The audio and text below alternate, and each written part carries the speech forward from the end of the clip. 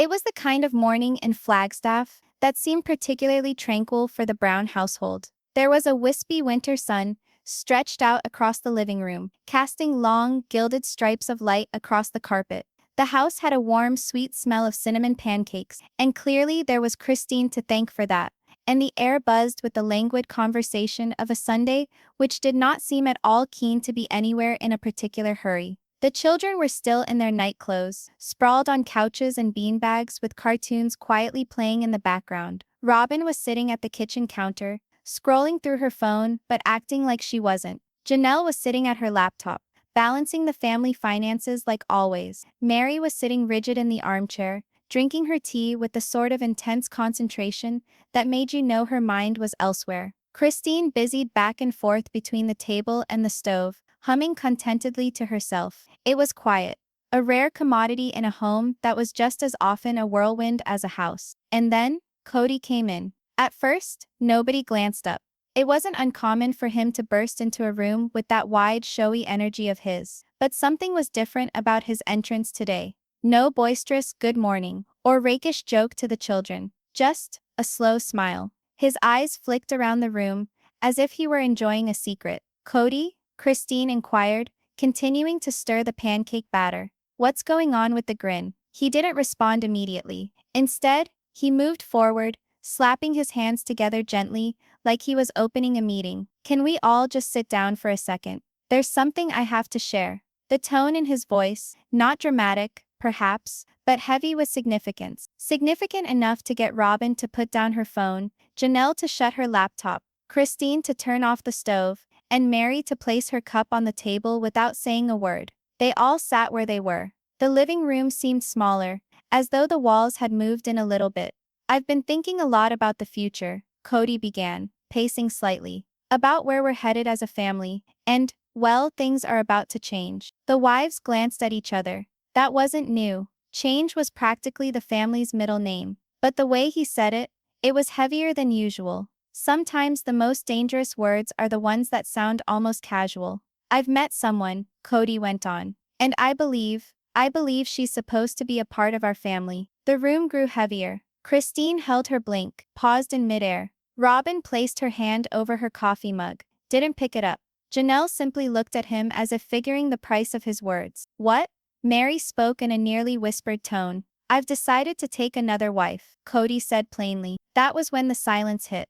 Not the comfortable kind, but the kind that sits heavy in your chest, making it hard to breathe. The kind where no one dares to move, because the ground feels unstable beneath you. Robyn's lips opened, but words didn't follow. Christine carefully placed the mixing spoon down on the counter, batter splashing onto the tile. Janelle's arms crossed over her chest, her look already hardening into something unforgiving. Meri didn't budge at all, her eyes fixed on Kody, unblinking. And then Kody did something no one was prepared for. He stepped aside. And there in the doorway was a woman that none of them had ever laid eyes on before. Tall, elegantly poised, in a rich emerald dress that shone so it seemed she didn't quite fit within the Brown household. Dark, loose waves of hair cascaded down, and she was smiling, not shyly, not nervously, but with a calm certainty that established at once that she belonged. "Meet Elena," Kody announced, nodding toward her as if he were revealing a masterpiece. "And I think you're going to fall for her. The one thing more perilous than a secret is a stranger who enters carrying it." Nobody budged. Christine's hand jerked up a little, as if she might wave or give some polite gesture, but it didn't come to that. Robyn's eyes flashed over Elena's dress, her jewelry, her stance, searching for significance. Janelle settled back, as if by creating physical distance between them she could gain emotional space to sort out. "Hi," Elena greeted, her tone friendly but having an edge to it, which made it difficult to determine whether she was in the mood for making up that day or declaring war. It wasn't the sort of greeting you would ever forget. The wives remained quiet. Even the children, picking up on something odd, had frozen in the background. Elsewhere outside, a car door slammed, the sort of ordinary suburban sound that seemed ridiculous in this moment, as if the world beyond had no awareness of how much had just changed within this living room. Kody cleared his throat. "I know this is a shock, but Elena and we've been communicating for a while now. And I think she's the right one to be with us." Janelle's voice broke through the tension at last. You promised, Kody. After Robyn, you said there would be no other one. His smile wavered for an instant before it returned. Promises are made with the best of intentions, but things change. The thing about change is it rarely asks permission. Elena stepped forward, her heels clicking softly against the hardwood. I'm not here to replace anyone, she said, her tone friendly though her gaze was steady, almost too steady. I just want to be part of something special.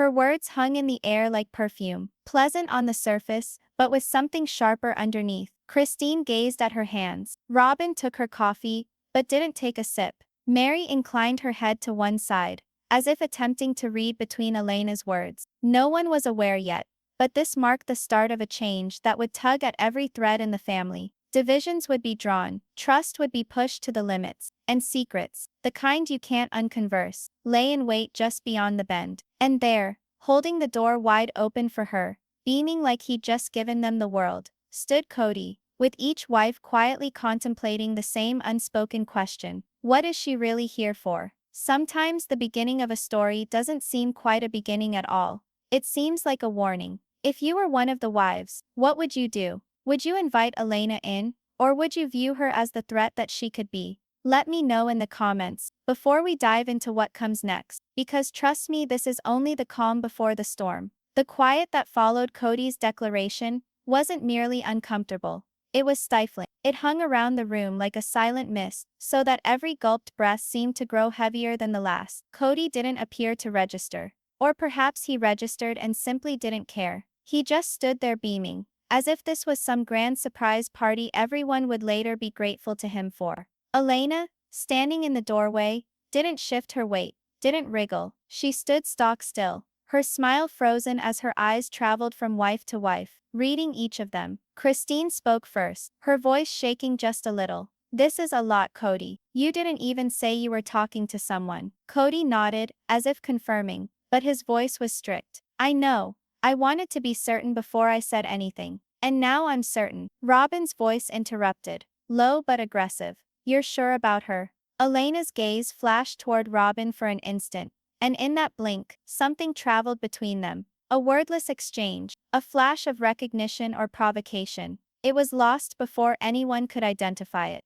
I'm certain about the future, Kody answered, dodging the question. The manner in which a person dodges a question usually says more than the answer could possibly say. Janelle fidgeted in her seat. So, when were you planning on letting us in on your little scheme? After the wedding. Kody released a laugh that did not quite ring true. Come on, Janelle. Don't make it like I've been scheming behind your backs. Meri broke her silence, her tone icy. That's exactly what it sounds like. Elena's smile eased, and she moved a step closer. Hey, I know I'm not what you had in mind, but I'm not here to cause harm. I do believe in family. I do believe in love. And I do believe in love. And I do believe I can bring something positive here. Her words were chosen, her tone evenly balanced between sincerity and assurance. But to the women seated before her, it was not enough. The surprise wound was still raw. And wounds don't heal because someone speaks the right words. Christine stood abruptly, brushing past Kody toward the kitchen. I need to check on the pancakes, she muttered. But the way she slammed the pan onto the stove told everyone exactly how she felt. Sometimes the loudest arguments are the ones that don't use words at all. Kody looked between his wives, his jaw tightening. I know this isn't easy, but you'll see. Elena's going to fit right in. Janelle folded forward, her elbows on her knees. And what if she doesn't? Kody paused. She will. It wasn't a promise, it was a command. Elena walked further into the room. Now, stopping just short of the coffee table, she glanced down at the kids in the corner, who had resumed their cartoons, but were watching her out of the corner of their eyes. She smiled warmly at them before turning her attention back to the wives. I'm not here to take anyone's place, she said softly. I'm just here to belong. The words hung in the air, like smoke. They sounded harmless, they sounded nice, but at that moment, every wife knew it in their belly. This wasn't about belonging.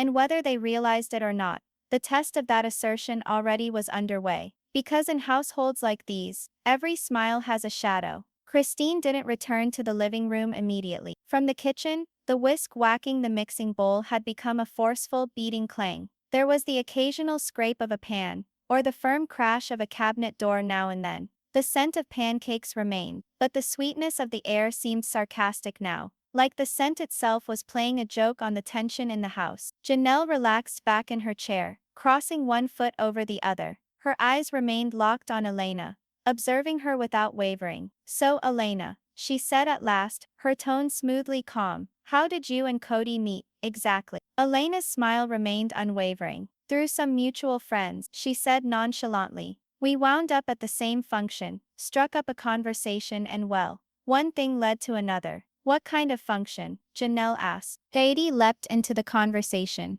"It was a community event, you know, from various families. Just mingling." Janelle's eyebrows arched slightly. "I've attended my share of those. Strange I don't recall seeing you there." Elena cocked her head just so, appearing nonchalant. "It wasn't in Flagstaff. I lived in Utah then." The fact that her responses fell into place so neatly nearly made them more difficult to accept. From the kitchen, Christine's voice carried in, a little too loudly. "Before or after you said you were too busy to contribute to the cost of moving, Kody?" It wasn't actually a question. It was a shot across the bow. And Kody recognized it. His jaw clenched. "Christine, that's not what this is about." "It's precisely what this is all about," Christine snarled, standing in the doorway, spatula held out like a weapon. "You couldn't manage to be there for the family we have, but you made time for this." She nodded towards Elena without looking at her. Robyn shifted uncomfortably, her eyes flicking between them. She hadn't said much yet,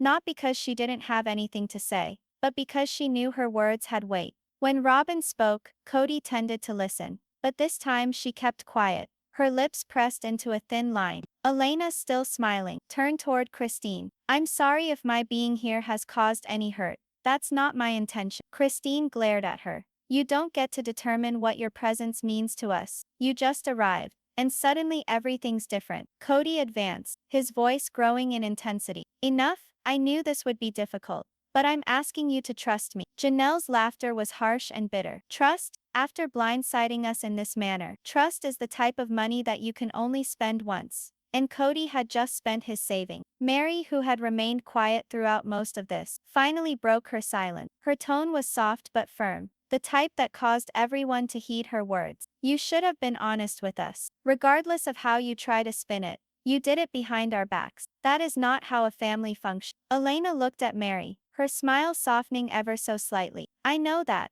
but every so often, things end up happening the way they're supposed to. No matter if you plan them or not." The room fell silent once more. There was something in the tone in which she said it, not defending, not explaining, but sure, almost as if she knew she was supposed to be there more than any of them. Christine slammed the spatula down on the counter. "You know what? I'm done for now." She stormed out of the room, muttering something under her breath that no one quite caught. Kody rubbed his temples. "She'll come around." Robyn finally spoke, her tone softer than the others, but no less firm. "You don't know that, Kody. You're asking us to accept a huge change with no warning. That's not fair." He faced her, his face hardening. "It's not about being fair. It's about the future. At times the future you envision is the very source of the destruction of the present." Elena stepped forward to the middle of the room. "I'm not here to stir up trouble, but I won't be sorry for wanting to be here. Kody and I have something between us, and I believe we can all create something beautiful together." The phrases seemed to hang in the air, poised on the edge of a promise, or a threat, depending upon whom you believed. Janelle folded forward, chin in hand. "And what do you do, Elena? What's your position?" "Outside of this, I'm an event planner," Elena said seamless. "Primarily private parties, charity events, that sort of thing." Robyn's eyes narrowed subtly. "Charity events, that's interesting." Elena nodded, unruffled. "Yes, it's a good way to meet people, and help people too." There was something about the way she said it that caused Robyn's look to linger. Not suspicion, exactly, but curiosity with a note of wariness. From down the hall, Christine's voice again called out, "If anyone wants pancakes, they're on the stove." I lost my appetite. The tension in the room settled into something heftier now. Not the stinging bite of shock, but the creeping, pressing weight of uncertainty. It's one thing to weather a storm. It's another to find yourself already standing. Kody attempted to break the tension. "Why don't we all sit down for dinner tonight? Really talk this out?"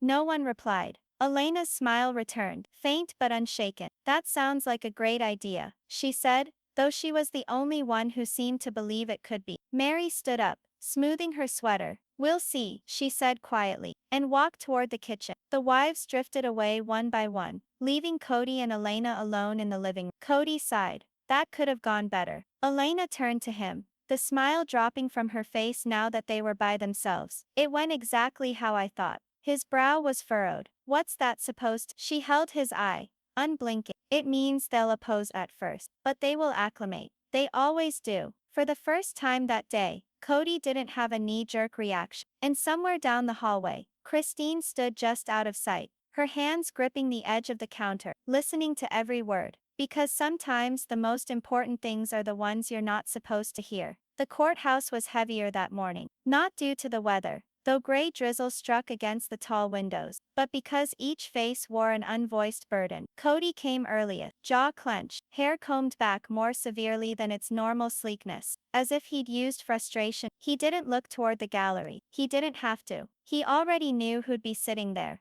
And more so, who wouldn't. Robyn wasn't in her customary seat. For weeks she'd sat behind him, quietly standing by him through the hot testimony, and murmured charges. But now the chair beside him was vacant, an empty space that felt like an open wound. From across the room, Christine came in, her gaze darting like she was looking for an unseen clue hanging on a branch. She noticed the vacant chair too, and the slightest flicker of her features, a flicker that could have been satisfaction or concern. The judge asked everyone to stand. The whisper of fabric was deafening in the quiet. This day wasn't supposed to be a turn, at least according to paper. It was set for straightforward evidence, but in Sister Wives' universe, straightforward no longer exists. Then the back door opened. Robyn entered. She was different. Her normally calm face pale, eyes wide in a manner that made her look fragile and somehow determined. She would not meet Kody's eye as she walked. Not to the gallery, but to the witness stand. Kody's fists clenched. He had not been warned. He had not been ready for this. This was a blind side in its most naked form. It's the times you least expect that can turn everything around. And this was one of those times. The courtroom was hushed. Even Christine appeared surprised, though the corner of her mouth curved as though she were struggling from reacting to emotion. The bailiff swore Robyn in, his voice firm, though the quiver of anticipation filled the air. Kody inched forward, his voice a low growl, almost inaudible to the lawyer sitting next. "What is she doing?" Robyn didn't glance at him, though she was gazing down at the microphone, as if it were a confessional booth. Her voice shook at first. "I didn't come here to hurt anyone. But the truth, it's heavy, and I can't carry it anymore." The judge waved for her to go on. She spoke slowly, as if every word was torn from a deep, resistant well. "There were things spoken, things done, in private, things that, if the court heard, it would change everything." Kody's attorney jumped to his feet at once, objecting, saying this was not on the witness list, that the testimony had no relevance to today's agenda. But the judge, more familiar with drama in this courtroom than he cared to admit, ruled otherwise. Robyn breathed deeply. "The audio, the one that was referred to earlier. It wasn't solely Christine. I was present. I listened to every word." Gasps of shock ran through the gallery. Kody's eyes clouded over. He knew exactly which audio she was referring to, the one Christine had alluded to but never played in its entirety. He believed it had been destroyed. But if Robyn listened to it, then that meant it still existed, somewhere. When a person you believe in becomes the linchpin of your biggest secret, the earth under your feet is not only unstable, it's lost. Christine's attorney wasted no time in inquiring. "And can you assure me this audio was recorded at the Browns' Flagstaff residence, at the secluded family gathering on February 14th? Robyn's eyes sparkled. "Yes. And I can affirm that during that meeting Kody spoke about each wife, speakings which demonstrate his intentions weren't what he's testified to in this court." Kody slammed his hand on the table. "This is lies." His voice was cracking, not with rage, but with the naked edge of someone seeing control slip. The judge bade him sit, his gavel tapping lightly in warning. Robyn kept going, and each sentence was like peeling back another layer of a wound. She described the night,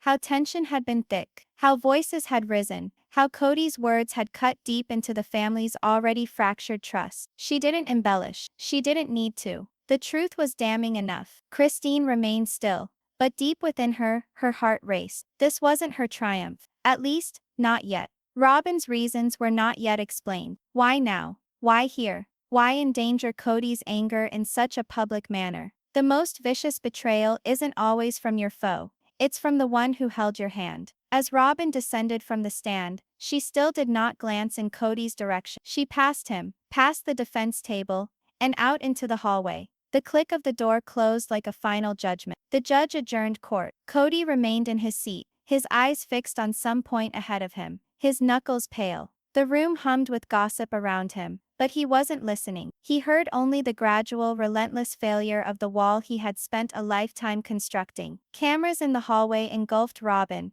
their flashes blinding her. She didn't speak, her own face impassive, but within her, she knew she'd started something that could not be stopped. And within the courtroom, Christine finally took one silent breath of relief. But she also knew, this was far from over. Far from it. The air in the room was thick with quiet. No one stirred. No one breathed quite so loudly. Robyn perched at the end of the couch, her fingers twisting the edge of her sweater in a nervous reflex. Kody stalked the living room, like some man who'd been imprisoned too long, the blood vessels in his temples pulsing. Across from him, Meri stiffened, staring at the steaming cup of tea in front of her. Christine's words lingered in the air, accusatory, irrevocable, and impossible to retract. It's not about the new wife, Christine had explained in session 3, breaking into tears. It's about everything she represents, everything we lost. Now Kody's stride became more jagged, every step reverberating off the wood floors. You believe I have no idea what's on the line here? His voice broke, not because he was weak, but because he was straining against whatever tempest raged within him. You believe I brought her here to tear us apart?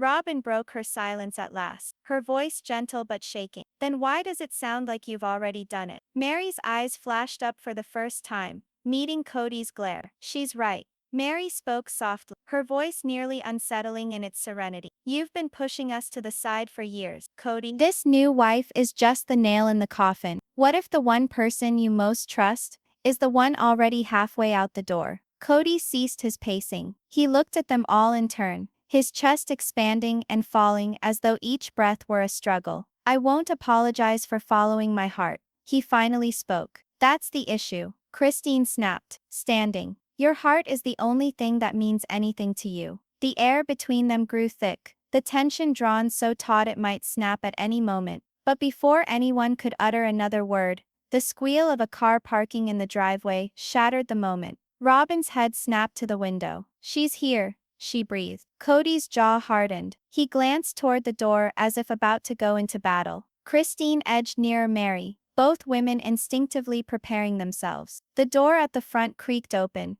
and she was there, the new wife, younger than the rest, her very presence commanding but unnerving. She looked around with an air of curiosity and assurance. She had a faint smile that did not reach the eyes. Hi, she said, matter-of-factly, placing her purse down on the counter as if she had been there forever. I guess we don't need to introduce ourselves. You all know me. Meri's lips formed a thin line. Christine crossed her arms. Robyn didn't say a word, her eyes shooting back and forth between Kody and the new woman. Kody moved forward. Everybody, this is Alina. The name seemed to hang in the air, heavier than it should have been. Alina, Christine repeated under her breath, tasting the word like something bitter. So you're the one we've been rearranging our lives for. Alina smiled again, without warmth. I'm the one who's here to make this family whole again. The nerve of the statement caused a ripple effect through the room. Robyn looked as if she was going to be ill. Meri snorted in derision. Christine moved a step closer, her voice soft and deadly. You don't know my family, Christine said. You don't know what we've endured. You don't know what we've lost. But I will, Alina said with a silky smoothness. And when I do, you'll thank me. At times the true danger isn't from the storms we anticipate, but from the calm that precedes them. For the next hour the talk warped into something that resembled less of an introduction and more of a game of chess. Each question posed to Alina seemed to ricochet off her with scripted charisma. She talked of togetherness, of a better future, of restoring balance to the family, but each phrase seemed designed to disarm rather than reassure. Kody listened intently to every word she uttered, drawn visibly to her vision. She seemed to have rewritten their life story in the brief time that she had been with them, putting herself in the central role. Meri's hands trembled beneath the table. She had been through heartbreak before, but this was different. This wasn't just about losing Kody's affection, it was about watching someone walk in and try to erase everything they had built. Christine, on the other hand, could sense her blood getting hot.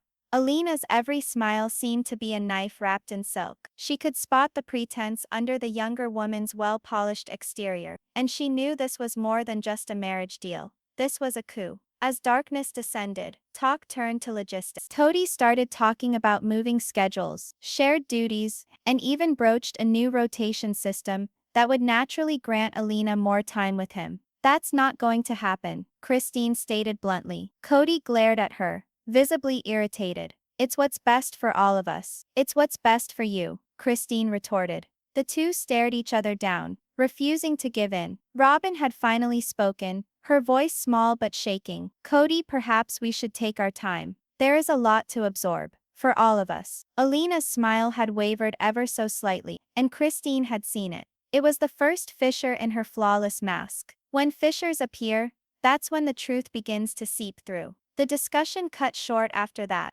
with Alina disappearing to the guest room and the others sitting in oppressive silence. Later that evening, Christine was in the kitchen, gazing at the faint glow of the stove light. Robyn crept in, her face wan. She's dangerous, Robyn breathed. Christine turned to look at her. I know. No, I mean, more than you think, Robyn went on, looking over her shoulder. Before she arrived here, she was involved with another family. It ended badly, and I don't think it was an accident. Christine's eyes narrowed. What are you saying? Robyn swallowed hard. I'm saying, people got hurt, and if we're not careful, it's going to happen here too. The gravity of her words hung there, heavy and cold. Somewhere in the hallway, a door groaned open, and both women held their breaths. Footsteps sounded faintly, slow and measured. Christine's heart pounded harder. Robyn's fingers clutched the counter. The footsteps halted. Silence. Then, barely louder than breathing, Alina's voice from the hallway. I can hear you. The creepiest part isn't when someone catches you chatting,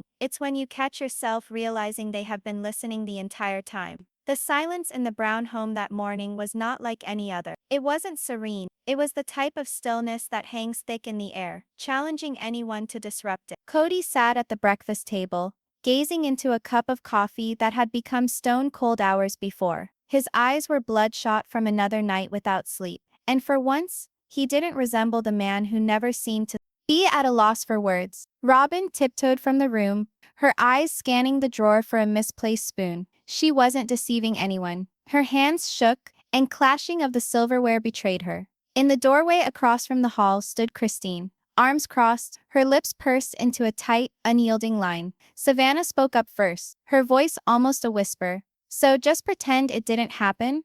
Ignore it? Kody's eyes rose, slow and methodical to hers. I'm not ignoring it, he told her, his voice rough. I just don't know what to do yet. Christine entered the room, her voice acid. That's the issue, Kody.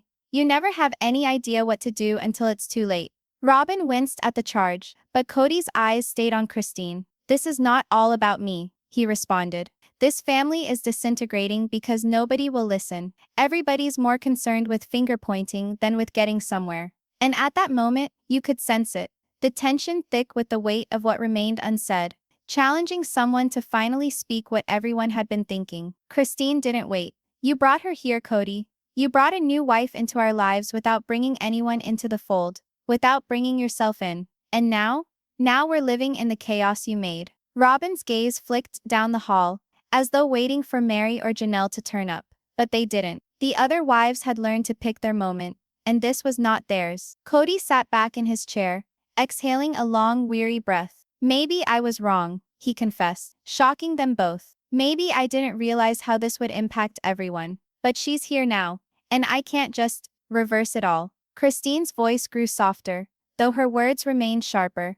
Then you have to choose, Kody. Is she worth more than the family you already have? That hung there in the air like a thunderhead. Nobody was willing to say anything for a few seconds, each one internally struggling with their own version of the truth. Robyn clutched the counter, her knuckles white. When she finally spoke, her voice broke. You think I wanted this? You think I asked to be the one who destroys everything? She turned to Kody, her eyes filling with tears. I came here because you said there was space in your heart.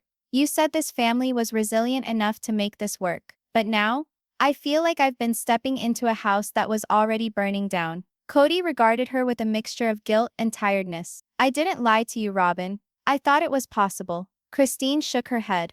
Belief isn't going to cut it, Kody. You need to fight for it.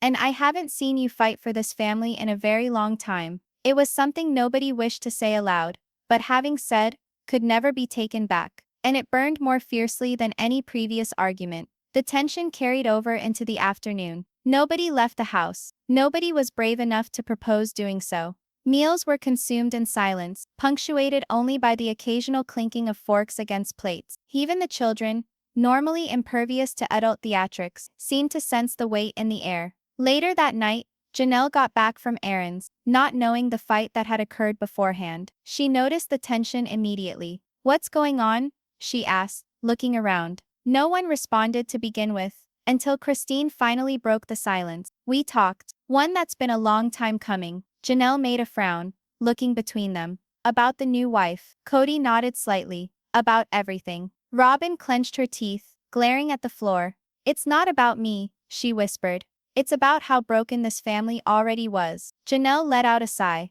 "Then maybe it's time we begin to fix it, rather than trying to find someone to blame." Christine's eyes softened at Janelle's words, but she didn't let go of her frustration entirely. "I'm all for fixing it," she said. "But that starts with honesty. And I'm not sure we've been getting much of that lately." It was the first time in hours that someone had spoken with a flicker of hope, but it was fragile, and everyone knew it. Night came, and the house quieted once more. Kody was left alone on the porch, the chilly air a little respite from the oppressive air indoors. Robyn came out to join him, a blanket tightly wrapped around her shoulders. "I don't know how to make this better," she confessed quietly. "I feel like no matter what I do, someone's going to dislike me for it." Kody didn't answer immediately. He gazed out into the darkness, hearing the distant sound of crickets chirping. "It's not about them not liking you," he said at last. "It's about whether we can all learn to live together again." Robyn let out a small, bleak laugh. "And what if we can't?" Then, Kody stopped, his tone weighted. "Then perhaps this family isn't what I thought it was anymore." It was the first time Kody had ever expressed his uncertainty so baldly, and it frightened Robyn more than any fight ever had. The next morning arrived no better. Christine was getting a small suitcase, her steps measured but not hurried. Janelle was in the doorway, standing silently. "Where are you going?" she finally asked. Christine did not look up. "I just need some space. A few days to think." Janelle nodded gravely, although worry was etched on her face. "You know, leaving like this, it'll make things harder." Christine zipped the bag shut and glared at her. "Sometimes you have to step back to see things clearly. Right now, I can't see anything but anger." Kody stood at the far end of the hallway, his face a mask. "If you step through that door, Christine, I don't know that we can recover from this." Christine looked up at him, her voice unshaken. "Perhaps then we weren't intended to anyway." It was a blow to hurt, and it found its mark. Kody standing stock still as Christine moved past him with nothing more said. Janelle stayed in the living room for hours after Christine had departed, her head spinning. Robyn sat in the corner, looking away, and Kody walked back and forth across the room. The feeling of closure was impossible to avoid. At last, Janelle spoke up. "Kody, you need to know what you're willing to lose. Because right now, it seems like you're losing everything." Kody ceased his pacing, his gaze narrowing. "And what would you have me do, Janelle? Choose one wife from another? That's not what this family was founded on." "No," Janelle concurred. "It was founded on love. But love isn't sufficient if no one is feeling it anymore." Kody did not respond. He just collapsed into the couch, his head between his hands, as if the burden of her words was too heavy to bear at last. And in that instant, for the first time in years, Kody Brown appeared to be a man who might very well shatter. The courtroom was so quiet, you could hear the air conditioning humming. All eyes were on the witness stand, where a crumpled piece of paper rested on the edge. The piece of paper Judge Hammond had just accepted into evidence. Kody's jaw was clenched tight, his fists grasping the table so hard the veins bulged. Robyn's breathing was rapid, but she wouldn't meet his eyes. The bailiff moved forward, passing the paper to the court clerk, who read aloud, "It is a sworn affidavit by one Robyn Brown, to the legal representation of Christine Brown, dated 6 months prior to these proceedings having commenced." Kody's head jerked in her direction so quickly, it was a physical shock. Robyn refused to engage with his gaze, keeping her eyes on the judge. The testimony was damning. It wasn't testimony, it was an itemized list of conversations, financial transactions, and intimate confessions Kody had supposedly made, all recorded in Robyn's own hand. Each sentence was a hammer blow. If you suspect the tension couldn't possibly get any higher, believe me, what's about to come will push every nerve you've got left to the limit. Kody's lawyer stood up immediately, objecting to the statement's admissibility, claiming it was coerced, but Judge Hammond waved him off. "We'll allow it," he said firmly. "The jury will decide its weight." Robyn's lips trembled. She finally looked at Kody, and in that glance was a mix of regret, guilt, and defiance. It was the first time Kody looked unsure, like the ground beneath him had just shifted. "Mrs. Brown," the judge told her, "you are already sworn in. Would you care to explain that statement to the court?" Robyn's throat closed up. "I didn't want it to have to come to this, but there were things that had to be said, things that had to be understood." Her voice trembled, and a tear rolled down her cheek. As she read her own words, the room closed in. She talked of how Kody had moved money from one family account to another without the knowledge of the other wives, of how promises were made and broken over and over, of how emotional blackmail had been used to silence certain members of the family. Christine, seated at the plaintiff's table, didn't budge, but tears welled up in her eyes. Janelle sat behind her, mouth clamped tight, breathing hardly at all. The more Robyn read, the more Kody's demeanor shifted. He slumped back in his chair, glancing at the jury, then at Robyn, then at his attorney, who took frantically scrawled notes. When she was done, the courtroom fell into complete silence. And that quiet, it's the silence right before the largest explosion. The judge offered the attorney for Kody an opportunity to cross-examine. He walked to the stand, voice low and deliberate. "Mrs. Brown, why now? If this is true, why didn't you say anything months or years ago? Why wait until Christine's case?" Robyn paused. "Because I was scared. Scared of what it would do to our family. Scared of him." She looked around the room at Kody, and the tone of him sent a shiver through the room. Kody leapt from his chair. "That's a lie," he bellowed. "You're taking everything out of context. Mr. Brown, sit down," Judge Hammond commanded. But Kody didn't sit. He spun completely around toward Robyn, eyes blazing. "After everything, Robyn, after I stood up for you when everyone else, sit down, Mr. Brown," the judge shouted again, gavel slamming. The bailiff stepped forward, and at last Kody sank back into his chair, heaving for air, still glaring. The air in that room was so thick with tension, you could cut it with a knife. Christine's attorney, probably sensing the high ground, stepped into the fray. "Mrs. Brown, would you care to elaborate on these accounting discrepancies?" Robyn closed her eyes for a moment, as if gathering her strength. "Yes," and then she started talking. Not from the paper this time, but from memory. She talked of late-night sessions, where accounts were discussed, funds shuffled, and plans laid to make certain that Kody had control, no matter what transpired with the other wives. She named even specific dates and figures. The jury leaned in, taking notes. Kody's attorney objected once more, but the judge permitted her to continue. Kody, for the first time throughout the whole trial, appeared, cornered. You can sense it, can't you? The moment the powerful realize that their control is faltering. Robyn's testimony lingered on, each piece filling in the picture of a more complex man, not only as a husband, but as a man who created a web of domination and was now seeing it unwind. When she finally quit, she was hoarse. She gazed down at her lap, where her hands were shaking. The judge ordered a recess. The gavel's loud crack resounded in the courtroom, but no one stirred immediately. Everyone was shocked, including the media, whose pens had hardly ceased their scribbling. During the recess, the corridor outside the courtroom became pandemonium. Journalists jostled, camera bulbs popped, and hushed words flew in all directions. Christine strode directly past the throng, head held high,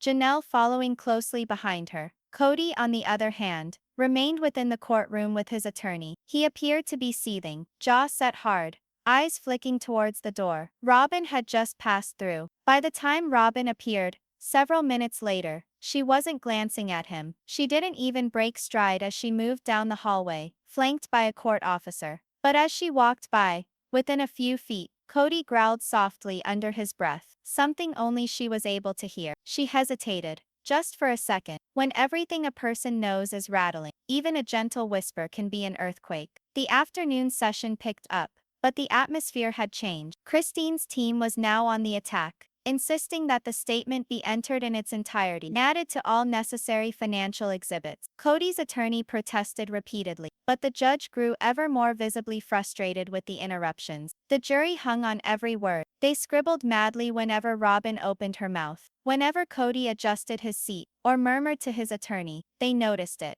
And then, as if the day hadn't been hot enough already, Christine's attorney presented Exhibit 47, a taped phone conversation. It had been recorded just 2 months prior. The judge approved it. Robyn's eyes opened wide. Kody's attorney leaned over to him, whispering urgent, but the clock was out. The clerk clicked play. The sound filled the room. Kody's voice, unambiguous, disgust locking everything down, so no one can touch what's mine. There was laughter in his voice, but it wasn't the kind that's warm. It was hard-edged and cold. And then there's Robyn's voice, on the recording asking him, "But what about the others?" Kody said, "They made their decision. Now they're living with them. If you thought the paper was the turning point, this recording could be the nail in the coffin." The judge adjourned for the day soon after, but the harm was already done. The faces of the jury said it all, and it was not one Kody desired to hear. As individuals filed out, Christine cast a glance back over her shoulder at Kody. Her eyes met his for a split second, hers firm, his blazing. Then she exited without a word. Robyn remained in her seat until almost everybody was leaving. She finally got up,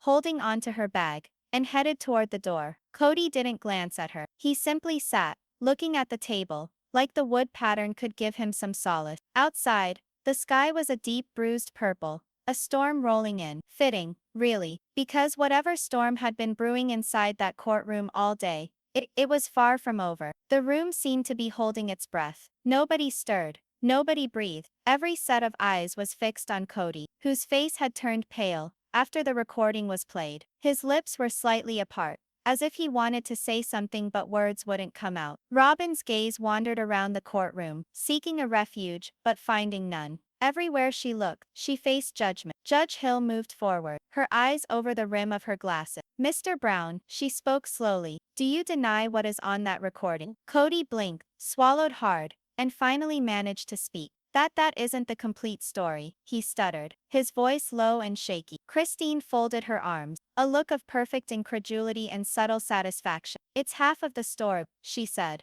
loud enough for all to hear. A ripple of whispers spread through the crowd. The air was charged with tension, almost suffocating. You could feel it in the way that everyone leaned forward, waiting for the next punch to come. And the moment you believe the storm cannot possibly worsen, that is when the lightning hits. Robyn, who had been silent for most of the morning, suddenly rose from her seat. Her voice was steady, but her hands were trembling. "I need to say something," she announced. Kody's head snapped toward her, his eyes narrowing. "Robyn, no," he warned. But she paid no attention. "I've sat here for weeks, hearing everyone finger point," her voice gaining power. "But I can't sit by and act like I don't know what's actually happening." The room fell silent once more. Even the bailiff ceased to fuss with papers and gawk. Robyn's eyes turned to the judge. "Your Honor, Kody has been lying to all of us, not only in this case, for years." Gasps burst from the crowd. Kody pounded his fist on the table. "This is a setup," he growled. Judge Hill's voice sliced through the din like a knife. "Mr. Brown, sit down." Robyn's words that followed were a gut punch. "The recording you just heard, that's only part of it. There's more, much more, and I have it. It's times like these when you see the truth isn't only emerging, it's going to blow the roof off." Kody's jaw clenched. "Robyn, you have no idea what you're saying," he growled, his voice low but cutting. But Robyn's eyes were damp now, glistening with a combination of anger and sadness. "I know precisely what I'm saying," she said, "and I'm sick of covering for you." The judge looked at the clerk, who jumped to retrieve a USB stick from Robyn. The air thickened as the file downloaded onto the courts. The bailiff slightly reduced the lights, and everyone waited. The sound started. It was Kody's voice again, but this time, he was not angry. He was pleading. The words were indistinct at first, then distinct. "If they discover the money, we're finished. I said, Robyn, we keep quiet, we keep in control. That's the only way." Christine's face went white, then set hard. Janelle pushed forward, her hands locked rigidly together. Meri's gaze passed back and forth between them all, her face unexpressive. And you look around, and suddenly you get it. This isn't just about relationships any longer. This is about betrayal, on an entirely new scale. Robyn covered her face with her hands, for a second before turning back to Kody. I can't do this for you anymore, she whispered. Kody slowly shook his head,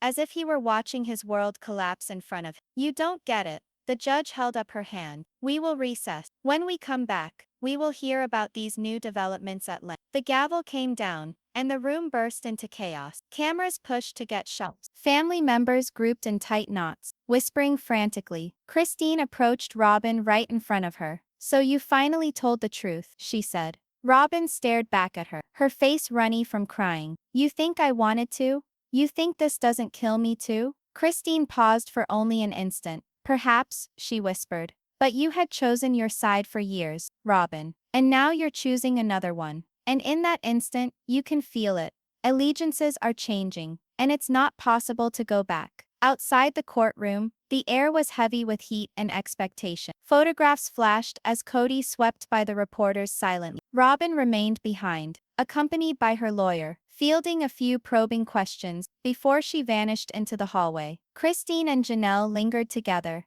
their expressions set with a combination of grim satisfaction and incredulity. This isn't over, Janelle murmured. Christine nodded. No, she said. It's just beginning.